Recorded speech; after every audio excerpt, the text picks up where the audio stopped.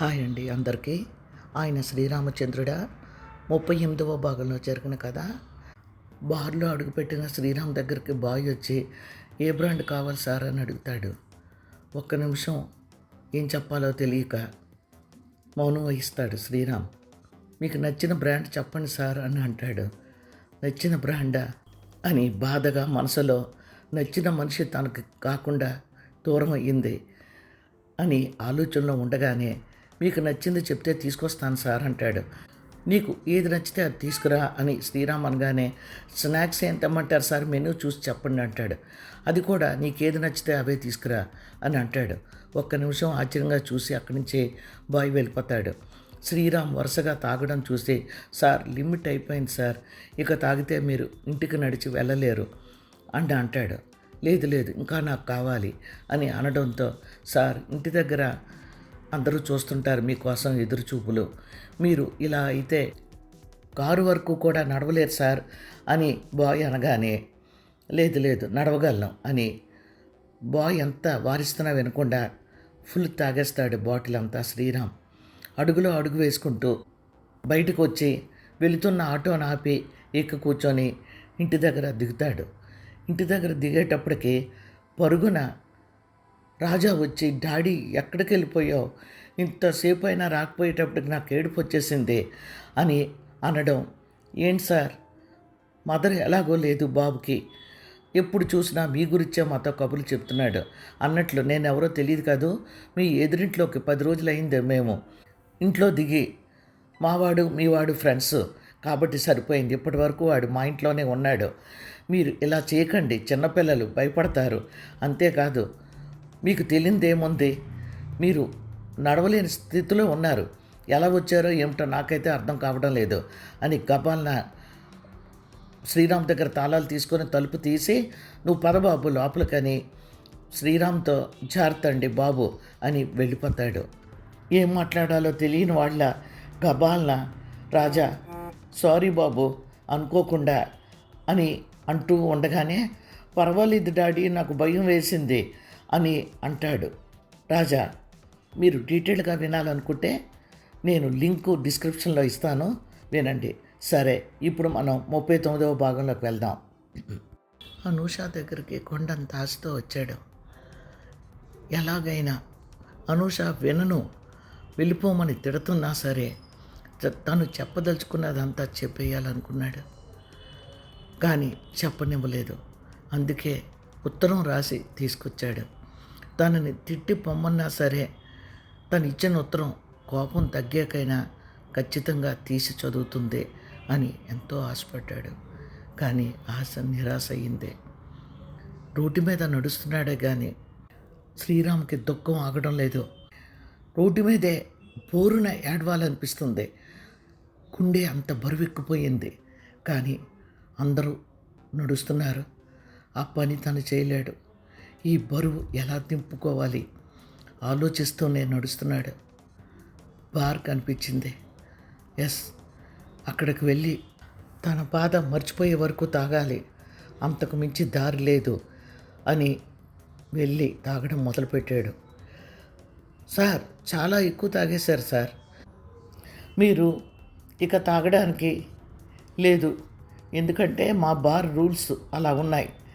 ఈ మధ్యన చాలా గొడవలు అవుతున్నాయి సార్, యాక్సిడెంట్స్ అవన్నీను అని బిల్లు తెచ్చి శ్రీరామ్ ఎదురుగుండా పెట్టాడు బాయ్. ఒక్క నిమిషం ఏం మాట్లాడలేకపోయాడు. జోబులో నుంచి డబ్బులు తీసి అక్కడ పెట్టేసి నడవడానికి లేచి నిలబడ్డాడు. తోలబోయాడు. బలవంతంగా తోలకుండా నడుస్తూ రోడ్డు మీదకి వచ్చాడు. రోడ్డు మీద ఎండ మండిపోతుంది. వాహనాలు రష్గా వెళ్తున్నాయి. అవును కదూ, తను చాలా లేట్ చేశాడేమో, రాజా వచ్చేస్తాడు, ఇప్పుడు తను ఇంటికి అర్జెంటుగా వెళ్ళాలి అని అనుకుంటూ స్పీడ్ మీద వస్తున్న ఆటోని ఆపాలన్నట్లు రోడ్డు మధ్యకు వచ్చాడు. ఆటో వెళ్ళిపోయింది కానీ స్పీడ్గా వస్తున్న కారు సడన్ బ్రేక్తో ఆగింది. శ్రీరామ్ వెళ్ళి కారు బానెట్ మీద పడ్డాడు. ఒక్కసారి కంగారుగా చుట్టూ జనం చూశారు. డ్రైవరు తల కొట్టుకుంటూ, రాస్కెల్, పట్టపగలే తాగి చూడండి మేడం ఎలా పడిపోయాడో అని కారు డోర్ తీసుకొని కిందకు దిగాడు. కంగారుగా వినోదిని కూడా దిగింది. కారు బానెట్ మీద 2 చేతులు పైకెత్తి పెట్టి, తలకాయ బానెట్ మీద పెట్టి అలానే ఉన్నాడు ఆ వ్యక్తి. కంగారుగా ఏంటది అలా ఉండిపోయాడు అని అంది వినోదిని. పట్టపగలే మత్తుగా తాగేశాడు మేడం, వాడికి ఒంటి మీద స్పృహ లేదు. నేను సడన్ బ్రేక్ వేయబట్టు కానీ లేకపోతే ఈరోజు చచ్చేవాడు, ఏ కాలో చెయ్యో విరిగేది. చూడండి ఎలా నిద్రపోతున్నాడో అని, ఏయ్ నిన్నే అని భుజం పట్టుకొని ఇలా తిప్పేటప్పటికి ఆ వ్యక్తిని చూసి షాక్తో నోరు వెళ్ళబెట్టింది వినోదిని. డ్రైవర్, అతను శ్రీరామ్ అని అంది కంగారుగా. ఏంటి మేడం, ఈ తాగుబోతు మీకు తెలుసా అని అన్నాడు.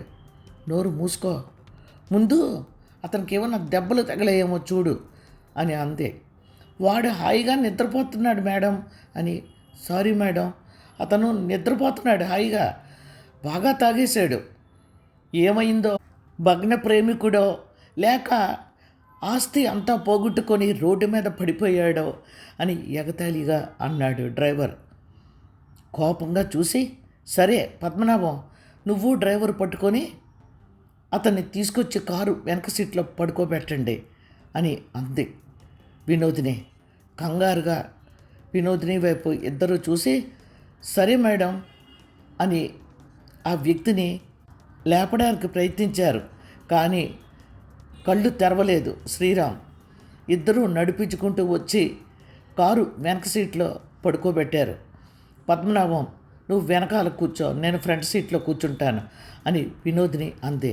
సరే మేడం అని అన్నాడు పద్మనాభం. కారు పోతుంది. మేడం, ఇతను అని అన్నాడు. హాస్పిటల్లో చూపెట్టాలంటావా అని అంది. అయ్యో మేడం, అతనికి అసలు దెబ్బలే తగలలేదు మేడం, నేను సడన్ బ్రేక్ వేయకపోతే గ్యారంటీగా దెబ్బలు తగిలేవి. అతను జస్ట్ ఇలా కారు గుద్దుకొని బానెట్ మీద పడిపోయాడు అంతే అని అన్నాడు డ్రైవరు. సరే, అతన్ని వాళ్ళ ఇంటి దగ్గర డ్రాప్ చేద్దాం అని అంది వినోదిని. షూర్ మేడం, ఇల్లు తెలుసా అని అన్నాడు డ్రైవర్. గబాల్న నా ఫ్రెండు అని అనబోయి మాట్లాడకుండా, తెలుసు, పద తీసుకువెళ్ళు కారుని అక్కడికి, నేను చెబుతాను అడ్రస్ అని అడ్రస్ చెప్పింది. కారు వెళ్ళి అనూష ఇంటి ముందు ఆగింది.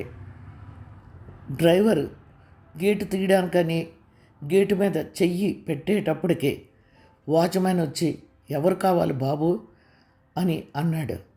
ముందు గేటు తీయి, సార్ని లోపలికి తీసుకురావాలి అని అన్నాడు డ్రైవర్. అయ్యో బాబు, మేడం గారు లేరు, అమెరికా వెళ్ళిపోయారు, ఇంటికి తాళాలు వేసి ఎవరూ లేరు, చిట్టమ్మ కూడా బజార్కు వెళ్ళిపోయింది, నన్ను ఏం చేయమంటారు అన్నాడు బాధగా వాచ్మ్యాన్. కంగారుగా వినోదిని డ్రైవర్ వైపు చూసింది. నువ్వు వచ్చే అన్నట్లు కళ్ళతో అంది. డ్రైవర్ వచ్చి కారులో కూర్చొని స్టార్ట్ చేశాడు. కారు బయలుదేరింది. మేడం, ఎక్కడికి తీసుకువెళ్ళాలి అని అన్నాడు. ఏం మాట్లాడాలో తెలియక ఒక్క నిమిషం మౌనం వహించి, చూడు, నేను చెప్పే ఇంటికి తీసుకువెళ్ళావు అని నీలిమ ఇంటి అడ్రస్ చెప్పింది. అనూషకి శ్రీరామ్కి మధ్య ఏవో డిఫరెన్సెస్ వచ్చాయి.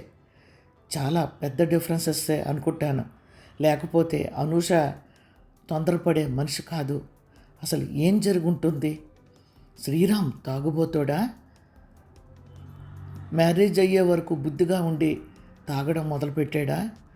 డబ్బుకి వేధించాడా అనూషని? అసలు ఏం జరిగింది? రాస్కెల్, నీలు కానీ రమ్య కానీ ఈ విషయం తనకి చెప్పనే లేదు. తను 1-2 సార్లు వాళ్ళు ఫోన్ చేస్తే బిజీగా ఉన్నాను, నేను జడ్జిమెంట్ ప్రిపేర్ చేస్తున్నాను, ప్లీజ్ నన్ను డిస్టర్బ్ చేయొద్దు అని చెప్పిన మాట వాస్తవమే. అలా అని ఇంత ఘోరం జరిగితే, అనూష శ్రీరామ్ విడిపోతే కూడా తనతో చెప్పరా, ముందు నీలుని గట్టిగా అడగాలి అని ఆలోచనలో ఉండగానే కారు వెళ్ళి నీలిమ ఇంటి ముందు ఆగింది. గబాలను దిగి నీలిమ ఇంట్లోకి అడుగుపెట్టింది. ఇంట్లో నీలిమ అత్తగారు మామగారు ఉన్నారు. వచ్చావా అమ్మా, నువ్వు జడ్జి అయ్యావంట కదా అని సంతోషంగా అంతే నీలిమ అత్తగారు. అవునండి, నీలిమని ఒకసారి పిలుస్తారా అని అంది వినోదిని. అయ్యో రాత, నా కొడుకు గుంటూరుకి ట్రాన్స్ఫర్ అయ్యాడమ్మా. ఎంత చెప్తున్నా ఆఫీస్ వాళ్ళు కనీసం ఒక ఏడా చెయ్యి, తర్వాత మళ్ళీ తీసుకొస్తాంలే ఇక్కడికి అని అన్నారట. మరి ఉద్యోగం ఏం మానేస్తాడు? సరే అని వాడు వెళ్ళాడు. వాడు చెప్తూనే ఉన్నాడు, అమ్మ నాన్న పెద్దవాళ్ళు ఇక్కడే ఉండని. అమ్మో గడుసుదమ్మా నీ ఫ్రెండు, ఆయనకి అక్కడ కష్టమైపోతుంది, నేను వెళ్తానని తోకలా బయలుదేరింది అని నీలిమ తిట్టడం మొదలుపెట్టింది. ఏం మాట్లాడాలో తెలియక ఒక్క నిమిషం చూసి సరేనండి నేను వెళ్తాను అని కారులో వచ్చి కూర్చుంది. మేడం అన్నాడు ఎక్కడికి పోనివ్వాలో తెలియక. నేను చెప్పే అడ్రస్కి తీసుకువెళ్ళు అని రమ్య వాళ్ళ అడ్రస్ చెప్పింది. అక్కడికి వెళ్ళేటప్పటికి తాళం వేసి ఉండడం చూసి పక్క వాళ్ళని అడిగితే వాళ్ళు చెప్పారు, ఎవరిదో మ్యారేజ్ ఉందమ్మా, మ్యారేజ్ కని వెళ్ళారు, 20 రోజులు నెల దాకా రామని చెప్పారు, ఎందుకంటే ఆ ఊరు వాళ్ళ సొంత ఊరు కదా అని పక్కింటి రంగమ్మ అనడంతో గబాలను వచ్చి కారులో కూర్చొని మన ఇంటికి పోని అని అంది వినోదిని. ఒక్క నిమిషం ఆశ్చర్యంగా చూసి సరేనమ్మా, సరే మేడం గారు అని కారు వినోదిని ఇంటికి బయలుదేరింది. సెక్యూరిటీ వచ్చి గేటు తీసి పట్టుకోగానే పోర్టికలోకి వెళ్ళి ఆగింది కారు. కారు దిగిన వినోదిని, డ్రైవర్ పద్మనాభం, మీరిద్దరూ అతన్ని జాగ్రత్తగా నడిపించుకుంటూ గెస్ట్ రూమ్లో పడుకోబెట్టండి. అతను ప్రస్తుతం స్పృహలో లేడు. ఇలాంటప్పుడు ఎక్కడ అతన్ని ఉంచాలో కూడా నాకు తెలియడం లేదు. నేను అన్ని వివరాలు కనుక్కొని తర్వాత ఆయన స్పృహలోకి వచ్చాక మనం అతన్ని డ్రాప్ చేయొచ్చు, ఎక్కడికి వెళ్తాడో తెలుసుకొని అని అంది. అలాగే మేడం అని అన్నారు వాళ్ళిద్దరూ. వినోద్ని గబగబా గెస్ట్ రూమ్లోకి వెళ్ళి చూసింది. అక్కడ అంతా నీట్గానే కనిపించడంతో వినోద్ని చూస్తుండగానే శ్రీరాముని తీసుకొచ్చి మంచం మీద పడుకోబెట్టారు. వాళ్ళిద్దరూ మేడం ఏమైనా తీసుకురావాలా అని అడిగారు. ఫ్రూట్స్, బ్రెడ్, పాలు ఏమన్నా తీసుకురండి అని బ్యాగ్ తీసి డబ్బులు డ్రైవర్ చేతికిచ్చింది. సరేనమ్మా అని వాళ్ళు వెళ్ళిపోయారు. చుక్కమ్మ, నువ్వు సుందరం ఏం చేస్తారో నాకు తెలియదు. ఆ బెడ్ మీద పడుకున్న మనిషి మనకు బాగా కావలసిన వ్యక్తి. అదే నా మ్యారేజ్కి వచ్చారు చూడు, అనూష, నీలిమ, రమ్య, అనూషమ్మ గారి భర్త అని వినోదిని అంటుండగానే, అయ్యో రామా, ఇలాంటి మనిషిని చేసుకున్నారేటమ్మా అమ్మగారు, చాలా చక్కగా ఉంటారు, మంచి అమ్మగారు, అమ్మగారంటే నాకు ఎంత ఇష్టమో అని చుక్కమ్మ అంటుండగానే, సరేలే మనకి అసలు ఏ విషయం తెలియదు, మా ఫ్రెండు అమెరికా వెళ్ళిందట, ఈయనకి ఎవరున్నారో ఏమిటో ఏమీ తెలీదు, అందుకని చెప్పి ఎక్కడుంచాలో తెలియక మన ఇంటికి తీసుకొచ్చాను. ఇంతకీ నేను చెప్పేది ఏమిటంటే, సుందరంని అతని రూములోనే ఉండమను, అక్కడే పడుకోమను. అంతేకాదు వీలైతే అతన్ని పలకరించి ఏమైనా తింటాడేమో కనుక్కోమను. ఒకవేళ అతను తింటాను అన్నాడు అనుకో, నువ్వు చేసి పెట్టు. నువ్వు జాగ్రత్తగా అతన్ని చూసుకుంటావన్న నమ్మకంతో నేను వర్క్ చేసుకోవడానికి వెళ్తున్నాను. నాకు 2-3 కేసులు ఉన్నాయి, వాటి గురించి నేను స్టడీ చేయాలి. అర్థమైందా చుక్కమ్మ అని అంది. ఎంత మాటమ్మా, నేను చక్కగా చూసుకుంటాను అయ్యగారిని. అంతేకాదు సుందరంతో చెప్పి అయ్యగారికి మేలకు వస్తే తింటారా తాగుతారా అన్నీ అడగమంటాను. ఆ సారు ఏం కావాలంటే అది చేసి పెడతాను. మీరు వెళ్ళి పని చేసుకోండి అమ్మా. అయ్యో నా మతిమంట, మీరు ముందు ఫ్రెష్ అప్ అయ్యి ఏదైనా తిని అప్పుడు పని మొదలు పెట్టండి అమ్మా అని అంది చుక్కమ్మ. సరే నేను వెళ్తున్నాను అని తన రూమ్లోకి వెళ్ళిపోయింది వినోదిని.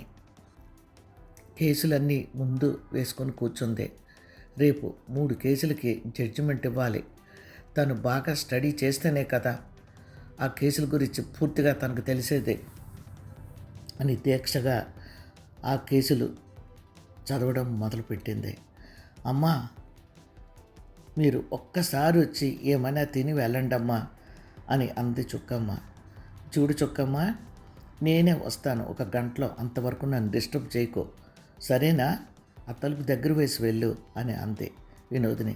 సరేనమ్మా అని అంది చుక్కమ్మ. కంగారుగా వచ్చింది. అరగంట గడిచిందో లేదో. అమ్మా, ఆ అయ్యగారు పలవరిస్తున్నారట, సుందరం చెప్పాడు. రాజా రాజా అని అంటున్నాడట. అంతేకాదమ్మా, ఉండుంటి నేనేమీ చేయలేదు, నా మాట నమ్ము అనూష అని అంటున్నారట. అదేటమ్మా, నాకేమీ అర్థం కావడం లేదు. పాపం ఆయనకి ఏమైందంటారు? అలా పలవరిస్తూనే ఉన్నాడంట. రాజా అంటున్నాడంట. ఆ రాజా ఎవరో నాకైతే అర్థం కాలేదు. అనూషమ్మ గారి పేరు మట్టుకు అలా తలస్తూనే ఉన్నాడంట. నన్ను నమ్ము అని అంటున్నాడటమ్మా. ఎంత కుదిపినా అసలు కళ్ళు తెరవడం లేదంట. ఆయన బాగా తాగేశారమ్మా అని అంది చుక్కమ్మ. సరే, నేను వస్తాను కాసేపట్లో, నువ్వు అక్కడే ఉండు. ఒకవేళ నిద్దట్లో లేచి ఏమైనా వెళ్ళిపోతాడేమో, వీధి తలుపు తాళం వేసియండి. ఎందుకంటే నాకు ఇలా తాగే వాళ్ళ గురించి అసలు ఏమీ తెలీదు.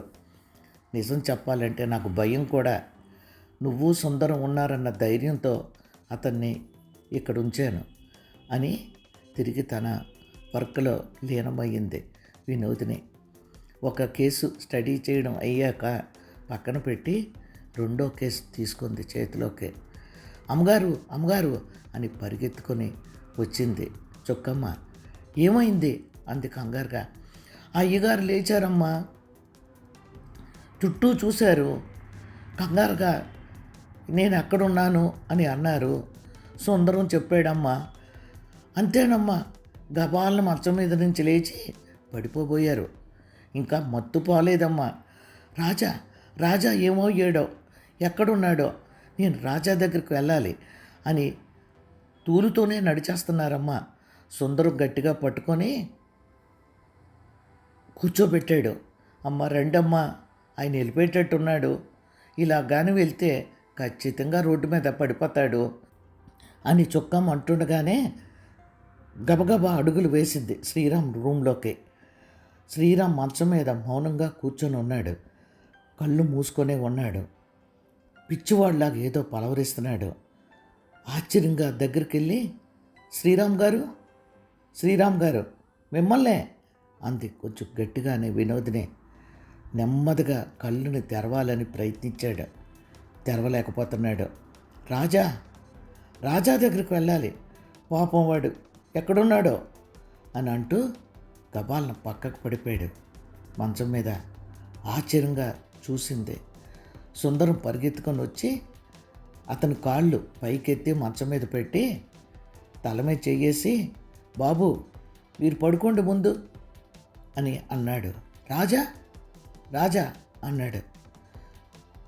సుందరం రాజా ఎవరో కనుక్కో అని అందే. సుందరం అడగగానే వాడు నా ఫ్రెండ్ కొడుకు, ఎక్కడున్నాడంటే అని మళ్ళీ కళ్ళు మూసుకున్నాడు. ఇక లాభం లేదనుకుని వినోదిని దగ్గరికి వెళ్ళి, శ్రీరామ్ గారు మిమ్మల్నే, రాజా ఎక్కడున్నాడో చెప్పండి, నేను వెళ్ళి తీసుకొస్తాను అని బలవంతంగా సుందరం శ్రీరామ్ని తడుతూ ఉంటే కళ్ళు విప్పి మూస్తూ అడ్రస్ చెప్పాడు. చుక్కమ్మ పద బయలుదేరు, డ్రైవర్ ఉన్నాడు కదా అని అంది. ఉన్నాడమ్మా అని అంది. గబగబా అడుగులు బయటకు వేసి కారు ఎక్కి కూర్చుంది. చుక్కమ్మ నువ్వు కూడా రా అని అంది. వస్తున్నానమ్మా అని చుక్కమ్మ కూడా కారు ఎక్కింది. డ్రైవర్, నేను చెప్పే అడ్రస్ ప్రకారం నువ్వు కారుని తీసుకువెళ్ళు అని చెప్పింది. అమ్మా, డోర్ నెంబర్ అది చెప్పలేదు మీరు, కష్టమేమో అని అన్నాడు. నీకేమన్నా మతిపోతుందా? కాలనీ పేరు తెలుసు, వైట్ బిల్డింగ్ అన్నాడు అతను. ముందు పద, మనం వెళ్ళి ట్రై చేద్దాం అని అంది. కారు బయలుదేరింది. కారు వెళ్ళి ఇంటి ముందాగి ఈ ఇల్లా కాదా అని ఆలోచిస్తుండగానే ఎదురింట్లోంచి ఒక వ్యక్తి, ఆ వ్యక్తితో పాటు రాజా గబగబా బయటకు వచ్చారు. ఏంటండి, ఎవరి కోసం వచ్చారు మీరు అని అన్నాడు ఆ వ్యక్తి. ఇక్కడ రాజా అని ఒక బాబు ఉండాలి అని అంది వినోద్ని. ఇదిగోండి రాజావే వీడు, మేము ఈ మధ్యనే ఈ కాలనీలోకి వచ్చాం, వీళ్ళిద్దరింట్లో దిగాం. ఈ బాబుని చూస్తుంటే మాకు కడుపు తరుక్కుపోతుంది. తల్లిని పోగొట్టుకున్నాడు, ఉన్న తండ్రి తాగుబోతైపోయాడు. మొన్నటి దాకా ఆయమ్మ చూసేది, ఆవిడ ఎక్కడికి వెళ్ళిందో మాకేమీ తెలీదు. ఈ పసివాడు ఏమీ చెప్పలేకపోతున్నాడు. వాళ్ళ డాడీ కోసం చూసి చివరికి కళ్ళల్లో నీళ్లతో డాడీ క్యాంపు వెళ్ళిపోయారేమో అని అన్నాడు అని అనగానే ఒక్క నిమిషం ఆ బాబు వైపు చూసింది వినోదిని. ముద్దులు మూట కట్టినట్టున్నాడు. చప్పున తన కుడి చేత్తో బాబు చెయ్యి పట్టుకొని, నాన్న నేను వచ్చాను, డాడీ మా ఇంట్లోనే ఉన్నారు, వస్తావా అని అడిగింది వినోదిని. కంగారుగా వినోదిని వైపు, ఎదురింటి వ్యక్తి వైపు చూశాడు. వెంటనే వినోదిని తను ఎవరో అన్ని వివరాలు చెప్పింది. వెంటనే ఆ వ్యక్తి కంగారుగా, గుడ్ ఈవినింగ్ మేడం, మీరు అడుగుతుంటే నేను బాబుని పంపకుండా ఎలా ఉండగలను? తప్పకుండా తీసుకువెళ్ళండి, కానీ చిన్న రిక్వెస్ట్ మేడం, ఆ వ్యక్తికి బాగా గడ్డి పెట్టండి. మరి మాకు అతని గురించి ఏమీ తెలియదు, ఈ మధ్యనే వచ్చామని చెప్పాం కదా. మేము వచ్చిన దగ్గర నుంచి ఈ బాబు స్కూల్ నుంచి వచ్చాక ఎక్కడ ఉండాలో తెలియక మేము ఉండబట్టి మా ఇంట్లో వచ్చి ఉంటున్నాడు. వాడి కళ్ళన్నీ వాళ్ళ డాడీ కోసమే ఎదురు చూస్తుంటాయి. మీరు కొంచెం అతన్ని మందలిస్తారో ఏం చేస్తారో నాకు తెలియదు. మీరు ఆ వ్యక్తిని అంత తాగకుండా కంట్రోల్ చేయండి మేడం అని తిరిగి నమస్కారం పెట్టి, రాజా మేడం గారితో వెళ్ళు, మీ డాడీ అక్కడ ఉన్నారట అని అన్నాడు. సరే అంకుల్ అని చెప్పి మేడం వైపు దీనంగా చూశాడు. గబాల వాడిని చేత్తో గట్టిగా పట్టుకుని, రాబాబు మీ డాడీ దగ్గరికి తీసుకెళ్తాను అని వాడిని గబాలన ఎత్తి తను ఒళ్ళో కూర్చోబెట్టుకొని డ్రైవర్ కార్ పోని అందే. చుక్కమ్మ కళ్ళల్లో తడి చోటు చేసుకుంది. అమ్మగారు ఎంత మంచి మనసు, ఆ పాపిష్టోడు పెళ్ళిలో అలా చెయ్యకపోతే అమ్మగారు ఈ పాటికి పిల్ల పాపలతో ఉండేవారు. ఇలాంటి దేవతకి ఎన్ని కష్టాలు పెట్టాడు ఆ భగవంతుడు అని మనసులో అనుకుంది చుక్కమ్మ. కారు దిగిన వెంటనే, మా డాడీ ఎక్కడ అని అడిగాడు. రా చూపెడతాను అని రాజాని శ్రీరామున్న గదిలోకి తీసుకువెళ్ళింది. వాడు పరిగెత్తుకొని మంచం దగ్గరికి వెళ్ళాడు. స్పృహ లేకుండా ప్రక్కకు తిరిగి పడుకొని ఉన్నాడు శ్రీరామ్. మా డాడీ పడుకున్నారు, పాపం మా డాడీకి ఈ మధ్యన బాగోలేదు, ఆ ఆంటీలు ఎవరో బాగా తిట్టారు కదా, అప్పటి నుంచి డాడీ ఎలాగైపోయారు అని బిక్కుమకం వేసుకొని వినోదిని వైపు చూశాడు. కబాల్న ఆ బాబుని ఎత్తుకొని, నీకు తెలియదులే నాన్న, అవన్నీ వదిలే, నీకు ఇక్కడేం పర్వాలేదు, మీ డాడీ ప్రొద్దున్నకి మామూలు అయిపోతారు, అంతదాకా నా దగ్గర పడుకో సరేనా అని అంది వినోదిని. మీ దగ్గర అన్నాడు కంగారుగా. ఏ నా దగ్గర పడుకోవా అని అందే. అంటే అంటే అని నసికాడు రాజా. రా నా గది చూద్దు కానీ అని వాడిని చెయ్యి పట్టుకొని గదిలో తీసుకువెళ్ళింది. ఆ గది నలుమూలలా చూసి, చాలా బాగుంది గది అన్నాడు. సరే మరి ఇక్కడ పడుకో అన్నట్లు చుక్కమ్మ బాబు ఏమైనా తింటాడేమో పెట్టు అని అందే. లేదు ఆ ఎదురింటి ఆంటీ పెట్టేశారు, నాకు నిద్ర వస్తుంది అని అన్నాడు. సరే బాబు పడుకో అని చప్పున రాజాని ఎత్తుకొని మంచం మీద పడుకోబెట్టి పక్కనే కూర్చుంది. ఒక్క నిమిషం కంగారు పడ్డా తదేకంగా వినోదిని వైపు చూశాడు. ఏంటి అలా చూస్తున్నావు, పడుకో అని అంది వినోదిని. అలా చూస్తూనే ఉన్నాడు. ఓహో, నిద్ర పట్టడం లేదా, నేను జో కొడతాను పడుకో అని రాజా తలలో వేలు పెట్టి జుత్తంతా సవరించి తల మీద చెయ్యి వేసి జోకొట్టసాగింది. అక్కడ కాదు, అమ్మ భుజం మీద జోకొట్టేది, పాట కూడా పాడేది. అమ్మ ఎంత మంచిదో అన్నాడు. ఒక్క నిమిషం రాజా వైపు చూసి, నాకు పాటలు పాడడం రాదు కానీ మీ అమ్మలాగే నేను జోకొడతాను అని రాజా భుజం మీద చెయ్యి వేసి జోకొట్టసాగింది వినోదిని. అయితే నేను మిమ్మల్ని అలా పిలవవచ్చా అన్నాడు. ఎలా అని అంది వినోదిని. అదే అమ్మ అని, అమ్మలాగే మీరు నాకు జో కొడుతున్నారు కదా, నా వైపు ప్రేమగా చూస్తున్నారు, అచ్చం అమ్మిలాగే చూసేది నా వైపు, అందుకని అమ్మ అని పిలవనా అని అంటున్నాను అన్నాడు రాజా.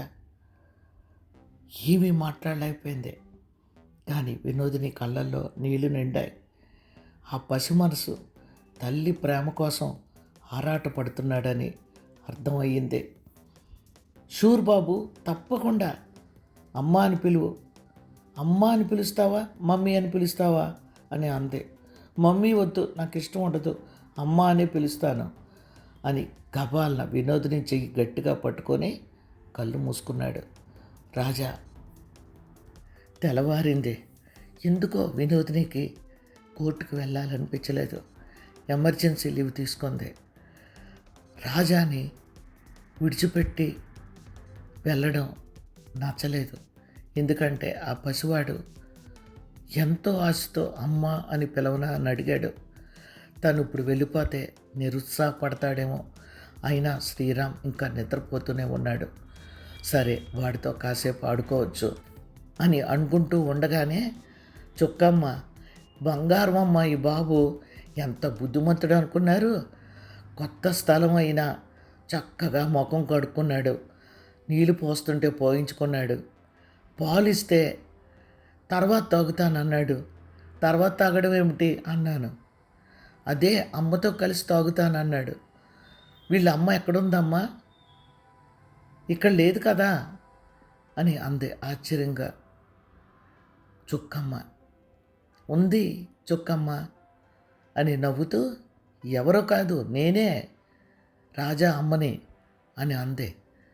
గుండె ఆగినట్టు కంగారుగా వినోదిని వైపు చూసింది చుక్కమ్మ. ఏంటమ్మా అలా అంటారు అని అంది కంగారుగా. ఏ, రాజా బాగోలేడా, ఎంత ముద్దొస్తున్నాడో చూడు.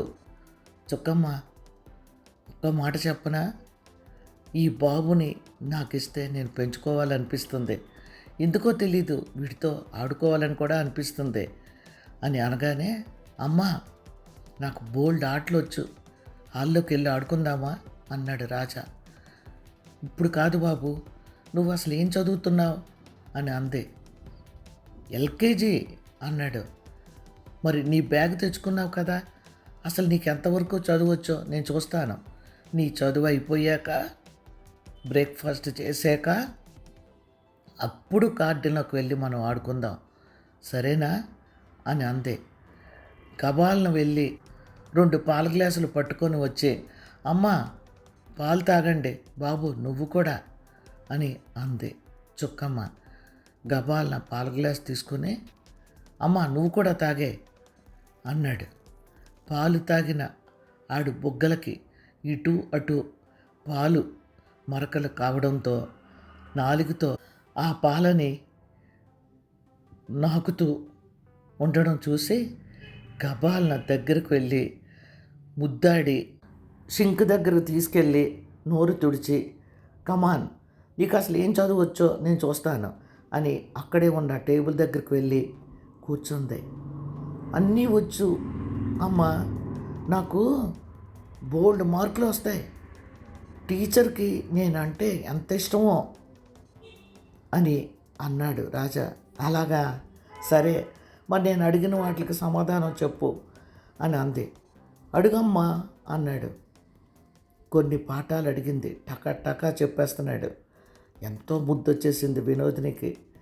అలా కాదు రాయడం, ఇలా రాయాలి అని రాజా చేతిని గట్టిగా పట్టుకొని రాయించడం మొదలుపెట్టింది.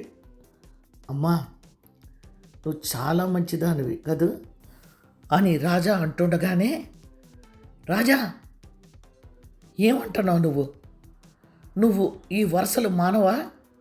అమ్మ ఏంటి, అమ్మ ఏమిట్రా, ఆంటీ అను, అసలు నువ్వెందుకు వచ్చావు ఇక్కడికి, ఎలా వచ్చావు అని గట్టిగా అరిచాడు.